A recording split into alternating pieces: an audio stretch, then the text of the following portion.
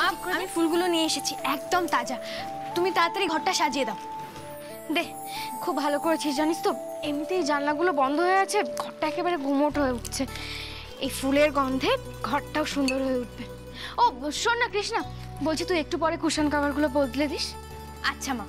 নিখিল, এতদিন পর তোমাকে তোমার নিজের ঘরে দেখে আমাদের যে কি ভালো লাগছে বলে বোঝাতে পারবো না বাবা। তবে কি জানো তো, সেদিন আমরা সবচেয়ে বেশি আনন্দ পাবো যেদিন তুমি সম্পূর্ণ সুস্থ হয়ে উঠবে।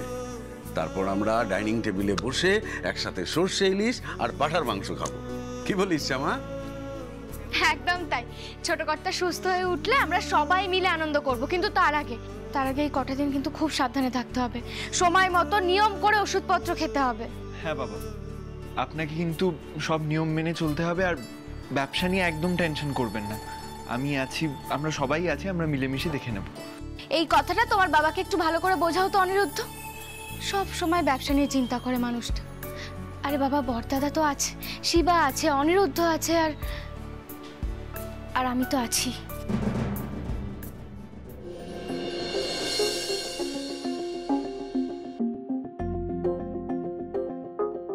কিরে, ওষুধগুলো সব ঠিক আছে তো? বুঝে নিয়েছিস তো তুই? হ্যাঁ মা, অনিরুদ্ধ তো আমায় সব বুঝিয়ে দিয়েছে। আমার কাছে দেখুন, এখানে থাকলো। শোনো না, বলছি যে তুমি না হয় আমাদেরকে বলে দিও কিভাবে কি করলে ভালো হয়, আমরা সেইভাবেই কাজ করব। আর তুমি সুস্থ হয়ে উঠলে আমাদের কাছ থেকে সবটা বুঝে নিও, কেমন? তুমি কিন্তু আর এসব নিয়ে চিন্তা করো না, কেমন? শিবা, বাবা, তোর বাবার নিরাপত্তার দিকটা কিন্তু তোকেই দেখতে হবে। হ্যাঁ মা, তুমি চিন্তা করো না। আচ্ছা, আমি সেই বিজলিকে কখন বলেছি ছোট কর্তার খাবারটা আনতে, এখনো আনলো না। কি যে করে না মেয়েটা। মা শোন না, গিয়ে একটু দেখ না বিজলি কোথায় আছে। হ্যাঁ মা, আমি দেখছি। ও ছোট বৌদি, এই যে নিয়ে এসেছি, আসতে ধর।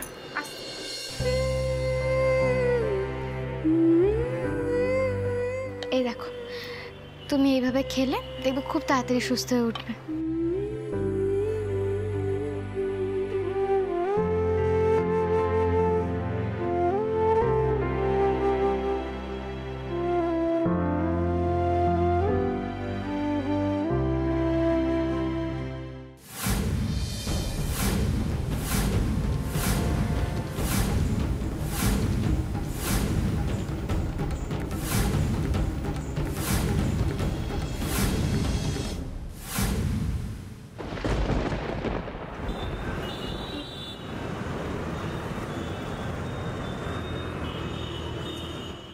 অশোক, তুই এই কথাগুলো মাকে বলতে পারতি, আমাকে ডাকলি কেন বলতো? আমার অফিসের অনেক কাজ আছে, আমি যাই। বর্দা ভাই, অফিসের কথা মনে পড়ল। এরকম কেরানির জীবন আর কতদিন কাটাবি বলতো বর্দা ভাই? মানে? না মানে, বাবার মৃত্যুর পর এই সুস্বাদু মশলা কোম্পানির মালিক তো তুই, অরুণ চৌধুরী। তুই সেটা ভুলে যাচ্ছিস নাকি? এ আবার কি কথা? বাবার অবর্তমানে আমরা 3 ভাই এই কোম্পানির মালিক। কেরানির জীবন, এ আবার কি কথা? কেন বর্দা ভাই, আমি কি কিছু ভুল বললাম? তুই একটু ভেবে দেখ। দেখ অশোক, সমস্ত কিছু সুন্দর নিয়ম মাফিক চলছে, তুই এ সমস্ত উল্টোপাল্টা কথা বলে সমস্ত কিছু নষ্ট করার কেন চেষ্টা করছিস বলতো? বর্দা ভাই, আমার কথাগুলো শুনতে খারাপ হলেও সত্যি। তুইও কিন্তু ভালো করে জানিস, শ্যামা কিন্তু নিখিলের স্ত্রীর অধিকারে অফিসে ঢোকার চেষ্টা করছে, আমাদের ব্যবসায় ঢোকার চেষ্টা করছে। তুই সেটা খুব ভালো করে জানিস। আহা, সে করুক না, তাতে অসুবিধা কি আছে? দিশাও তো একসময় অফিসে যাতায়াত করতো। না বর্দা ভাই, দুটো ঘটনা সম্পূর্ণ আলাদা। তুই বুঝতে পারছিস না। দেখ, শ্যামা বুঝতে পারছে, কিন্তু ও যা করেছে এরপরে এই বাড়িতে ওর কদর কমবে, তাই জন্য ও প্ল্যান করে পুরো ব্যাপারটা ঘটানোর চেষ্টা করছে। হ্যাঁ, আর এখন কোম্পানি দখলের চেষ্টা করছে। আমার তো মনে হয় ও চাইবে তোকে আর আমাকে আস্তে আস্তে কোম্পানিতে সেকেন্ডারি পজিশনে করে দেওয়ার। হ্যাঁ, ও নিখিলকে শিকন্ডি করে সর্বসর্ব হওয়ার চেষ্টা করছে। একদমই তাই। দেখ অশোক, তুই এরকম মন গড়া কথা কেন বলছিস সেটা বুঝতে পারছি না। তবে দেখ বর্দা ভাই, আমি মন গড়া কথা বলছি না। আসলে কি বলতো, আমার তো কোনো লোভ নেই, কোনো মোহও নেই, তাই পৃথিবীটাকে আমি অন্য চোখে দেখি। হ্যাঁ রে, মানুষের ছল চাতুরি সহজেই আমার চোখে পড়ে। না হলে তুই বল না, ও তো একজন গায়িকা, ওর কি দরকার আমাদের ব্যবসার মধ্যে ঢোকার? কোনো দরকার আছে কি? নেই তো। ও চাইছে সুস্বাদু মশলা কোম্পানির এই ব্যবসাটাকে নিজের গ্রিপে নিতে, আধিপত্য স্থাপন করতে। অশোক, বর্ধা ভাই এখনো সময় আছে। আমাদের যে করেই হোক শ্যামাকে আটকাতে হবে। ওর কোনো দরকার নেই অফিসে যাওয়ার, কোনো দরকার নেই বিজনেস জয়েন করার। আরে নিখিল যদি না পারে, তুই তো আছিস, তোর এতদিনের অভিজ্ঞতা, তুই একাই সব সামলাতে পারবি। আর তেমন হলে আমি জয়েন করব কোম্পানি। হ্যাঁ, আমি জয়েন করব। ওর যাওয়ার কি দরকার? তুই কোম্পানি জয়েন করবি? হ্যাঁ, দরকার হলে করতে হবে। দেখ বর্ধা ভাই, তোদের এই জাগতিক সুখের থেকে না আমি নিজেকে অনেক ঊর্ধ্বে নিয়ে যেতে পেরেছি। লোভ আমার নেই, তবে মায়া তো থাকেই, যেটা পুরোটা কাটানো সম্ভব না। আমি যদি দেখি 12 ভূতে আমার বাবার কোম্পানিটা লুটে পুটে খাচ্ছে, তখন তো আমাকে এগিয়ে আসতেই হবে, কিছু করার নেই। লাভের ধনের প্রতি আমার কোনো লোভ নেই, তবে কোম্পানিটা সামলে রাখতে আমাকে তো এগিয়ে আসতেই হবে, ওইটুকু তো ত্যাগ আমাকে করতেই হবে, কিছু করার নেই। বর্ধা ভাই, তুই শুধু আমার সঙ্গে থাক, না করিস না।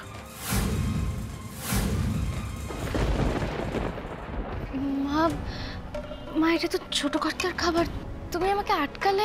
কারণ আছে নিশ্চয়ই, সেই জন্যই আটকালাম। আর আমার ছেলেকে কি খাওয়ানো হবে, কি খাওয়ানো হবে না, আর আমার ছেলের ঘরে আমি আসবো কি আসবো না, সে ব্যাপারে তোকে জবাবদিহি করতে হবে কেন? কি হয়েছে মা, তুমি আমার সাথে এভাবে কথা বলছো? নিখিল বাবা, আরে নিখিল, তোর হাঁটতে অসুবিধা হবে না তো? তাহলে আমার সঙ্গে চল তো, চল। মা, ছোট কর্তা কোথায় যাবে এখন? এত প্রশ্ন কেন করছিস বলতো তখন থেকে? আমার ছেলেকে আমি কোথায় নিয়ে যাব না যাব সে ব্যাপারে কৈফিয়ত দিতে হবে নাকি তোকে?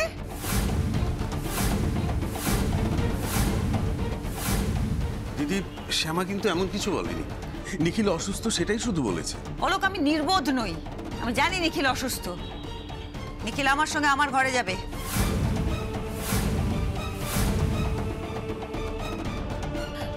নিখিল বাবা, তুই হাঁটতে পারবি তো? হেঁটে যেতে পারবি আমার সঙ্গে?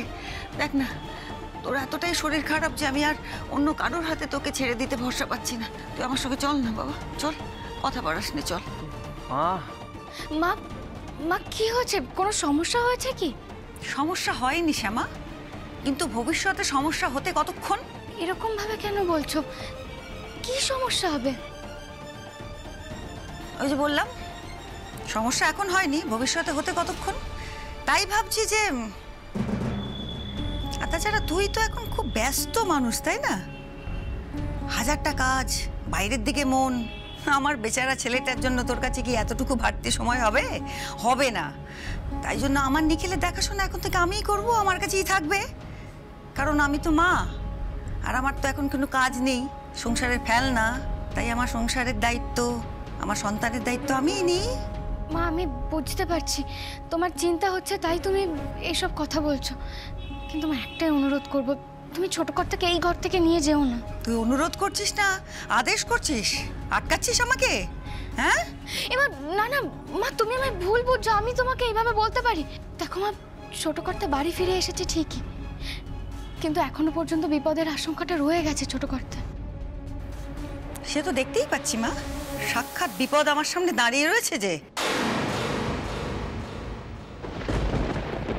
আমি জানি আমার ছেলের বিপদ, সেই জন্যই আমি আর যার তার কাছে আমার ছেলের দায়িত্ব দিতে ভরসা পাচ্ছি না। আর তুই আমাকে দয়া করে আটকাস না, আর বাধা দিস না বাপু।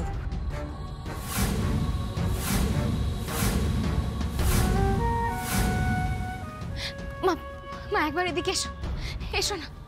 এই দেখো কি সুন্দর করে ফুল দিয়ে সাজিয়ে রেখেছি ঘরটাকে, সব জানলাও বন্ধ করা আছে, এমনকি সিকিউরিটি গার্ডের ব্যবস্থাও আজ রাত থেকে করা হবে। দেখো মা, কে আমাদের শত্রু আর কে আমাদের মিত্র সেটাই এখনো বোঝা যাচ্ছে না।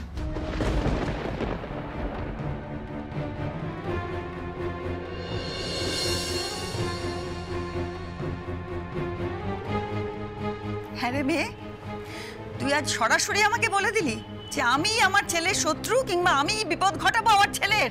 মা, না, আমি শ্যামার বিরুদ্ধে যেতে পারবো না। ও আমাদের পরিবারের জন্য অনেক করেছে তাই তো, হ্যাঁ? সেটা অতীত। তুই বর্তমান আর ভবিষ্যতের কথা ভাব। আমাদের শ্যামাকে আটকাতেই হবে। তুই তো জানিস বর্দা ভাই, এই অমরেন্দ্র চক্রবর্তী লোকটি কতটা সাংঘাতিক। লোকটা আমাদের পরিবারের ক্ষতি করতে চায়। ওকে আমাদের আটকাতে হবে, ওটা শ্যামার কর্ম না। কিন্তু অশোক, আমি একটা কথা কিছুতেই বুঝতে পারছি না, শ্যামার আমাদের কোম্পানি জয়েন করার সাথে অমরেন্দ্র চক্রবর্তীর রিভেঞ্জ নেবার কি সম্পর্ক? সম্পর্ক আছে বর্দা ভাই। তোরা না খুব সহজ সরল মানুষ, তোদের চোখে কিছুই পড়ে না। আসলে কি বলতো, আমি তো নিজে একদিন পাপের পথে হেঁটেছিলাম, তাই পাপীদের খুব ভালো করে চিনি।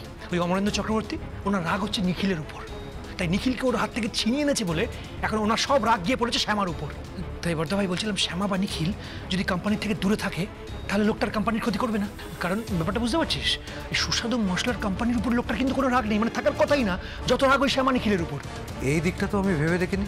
হ্যাঁ বর্দা ভাই, তুই একবার ভেবে দেখ, আমাদের যে করেই হোক শ্যামাকে আটকাতেই হবে। আর এর জন্য আমার তোর সাহায্য দরকার। আমার পাশে থাকবি তো বর্দা ভাই? হ্যাঁ, এই পয়েন্টটা তো আমার কিছুতেই মাথায় আসেনি। তাই কিছুদিন শ্যামা নিখিলের ব্যবসা থেকে দূরে থাকাই ভালো। আর আমাদের বাড়ির সিচুয়েশন এমনিতে ঠিকই আছে। নিখিল এতদিন পর ফিরে এসছে, একটা সুখের দিন আমাদের। কিন্তু একটাই প্রবলেম, ওই শিবা শ্যামার আশকারা পেয়ে মাথায় উঠে নাচছে, মানে যা ইচ্ছা তাই করছে, মানে ভাবা যাচ্ছে না। এটা তুই মেনে নিচ্ছিস কি করে আমি বুঝতে পারছি না। যাব বাবা, শিবা আবার কি করলো? শিবা তো কোনো ক্ষতি করেনি। আরে ক্ষতি করেনি, ক্ষতি করতে কতক্ষণ। বর্দা ভাই, আমাদের মাথা ঠান্ডা করে ভাবতে হবে। তোর সংসার আছে, আমারও সংসার আছে, আমার মেয়েটা বড় হচ্ছে মুন্নি, সবটা তো আমাদেরই সামলাতে হবে নাকি? দেখ বর্দা ভাই, এই ব্যবসাও কিন্তু আমাদেরই সামলাতে হবে। অরুণ চৌধুরী, অশোক চৌধুরী, হ্যাঁ আমরা দুজন মিলে সামলাবো। আর কোনো থার্ড পার্সনকে আমরা ঢুকতে দেবো না। বর্দা ভাই, তুই আমার পাশে থাকবি তো বর্দা ভাই? তুই কথা দিয়ে আমাকে আমার পাশে থাকবি?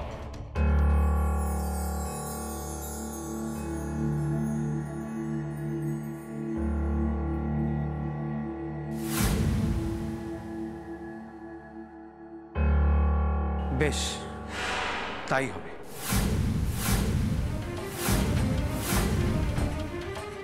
সাবাস সাবাস বর্দা ভাই, এই না হলে আমার বর্দা ভাই। সাবাস অরুণ চৌধুরী।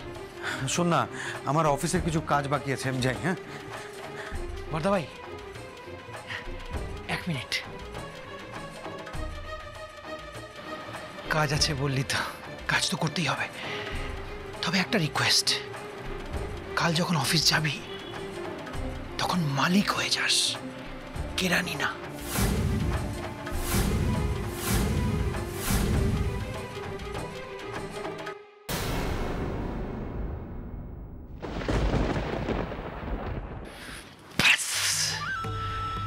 দুটো উইকেট ডাউন। এবার দেখি শ্যামা কি করে রান কমপ্লিট করো তুমি। পুরো খেলাটা আমার হাতের মুঠোয়। না, তবে একটা প্রবলেম থেকেই যাচ্ছে। ওই শিবাটাকে কিছুতেই কন্ট্রোলে আনতে পারছি না। ও যদি সবার সামনে সব সত্যি কথা বলে দেয় তাহলে তো আমি মুশকিলে পড়ে যাব। শিবার একটা ব্যবস্থা করতেই হবে। হ্যাঁ, খুব তাড়াতাড়ি, তাহলেই কেল্লা ফতে।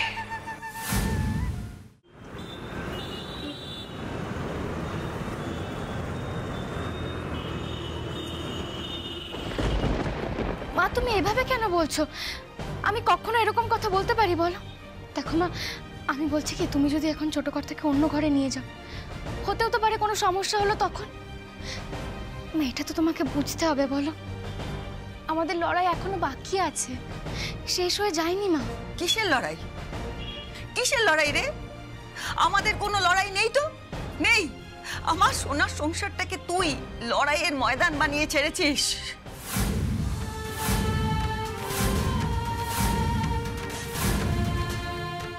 লড়াই তোর, তুই একা লড়বি। ঠাম্মি, তুমি এরকম করে কেন কথা বলছো? দেখো, অমরেন্দ্র চক্রবর্তী তো এখনো ধরা পড়েননি, তাই তো মা বলছে। ছোট দিদি, আজ ধরা পড়েনি কাল পড়বে, সে তো পুলিশের কাজ। অবশ্য তোমার মা যদি তাতে মাথা গলায় তাতে সমস্যা তৈরি হবে। তোমার মায়ের কাজই তো তাই, সব ব্যাপারে দায়িত্ব নিয়ে নেওয়া। হ্যাঁ রে শ্যামা, তুই তো গায়িকা, কৃষ্ণকলি, কত নাম তোর। তুই তো গান গাইতিস, সেরকমই গান গা না। আর তোর মেয়ে কৃষ্ণা, সেও তো ভালো গান গায়। তোরা গান টান গা, গান নিয়ে বেঁচে থাক। শুধু আমার নিখিল আর আমাদের পারিবারিক ব্যবসায় মাথা গলাতে আসিস না। ওই দুটোকে রেহাই দে, ওই দুটো বিষয়ে রেহাই দে আমাদের। দিদি, তুমি এসব কি বলছো বলো তো? তুমি শ্যামা আর নিখিলকে আলাদা করতে চাইছো কেন? আচ্ছা তুমিই বলো, নিখিলকে ছাড়া শ্যামা বা শ্যামাকে ছাড়া নিখিল থাকতে পারবে? তুমিই বলো। অলোক,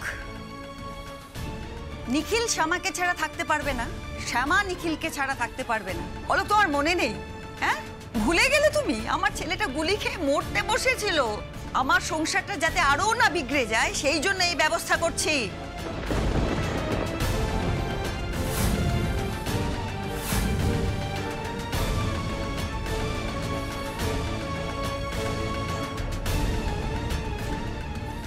নিখিল, কেন বসে আছিস? চ আমার সঙ্গে চ। মা, মা তুমি খুব উত্তেজিত হয়ে আছো। বসো, বসো মা।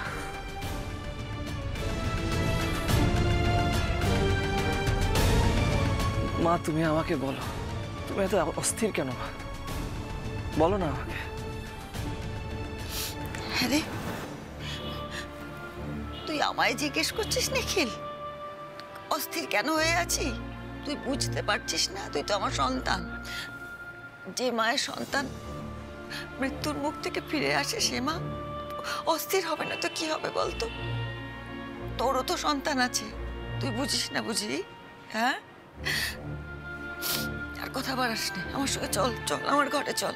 মা, সে তো আমি যাব, আর আমি এটাও জানি তোমার সাথে গেলে শ্যামা কিছু মনে করবে না মা।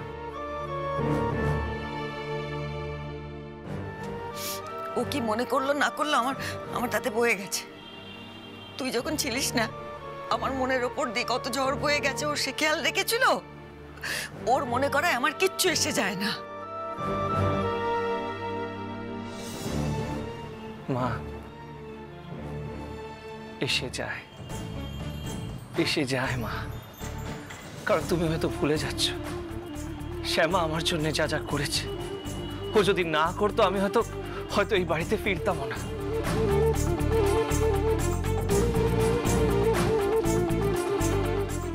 আমার সোনা ছেলে, তার মানে তুই বলছিস যে তুই আমার সঙ্গে যাবি না আমার ঘরে, তাই তো? আমার কথা ফেলে দিবি?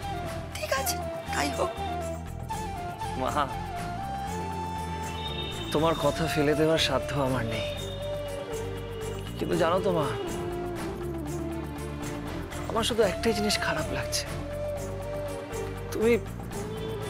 তুমি যে কেন শ্যামাকে আমাদের শত্রু ভাবছো সেটা আমি বুঝতে পারছি না মা।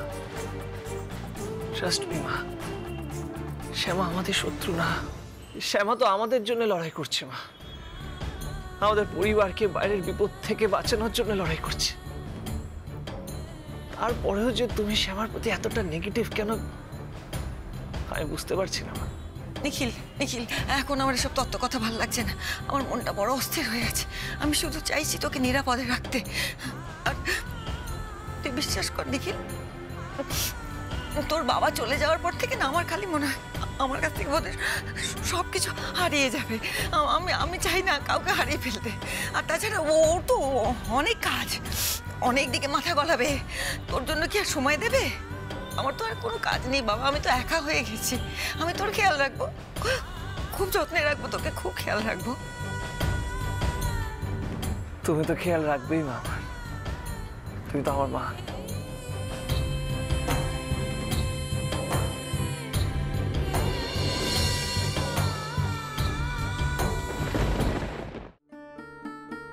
কিন্তু মা, তুমি যে শ্যামাকে এত বকাবকি করছো, ওকে তো ব্যবসা দেখা আমি শিখিয়েছি। একটু বোঝার চেষ্টা করো, আমাদের বিজনেস অনেকটা বড়। বর্দা ভাই একা সামলাতে পারবে না, শ্যামার ওখানে দরকার আছে। আমি এখন বিজনেস দেখতে পারবো না। আমার ট্রাই টু আন্ডারস্ট্যান্ড প্লিজ। খুব পারবে, তোর বর্দা ভাই খুব সামলাতে পারবে। তারপর তুই সুস্থ হয়ে গেলে তো তুই সামলাবি। আর ততদিন আমাদের অশোক আছে, তো অশোক তো বাড়ি ফিরে এসেছে এখন। অশোক সামলাবে, দুজনে মিলে যথেষ্ট। আর যদি তাও না হয়, আমাদের নাচ জামাই সে তো শিক্ষিত ছেলে, সে সামলে দেবে ব্যবসা। কেন? পারবে পারবে, যথেষ্ট পারবে। শুধু আমি চাই যে শ্যামা বাড়ির বাইরে কোথাও যাবে না, এটাই আমার শেষ কথা।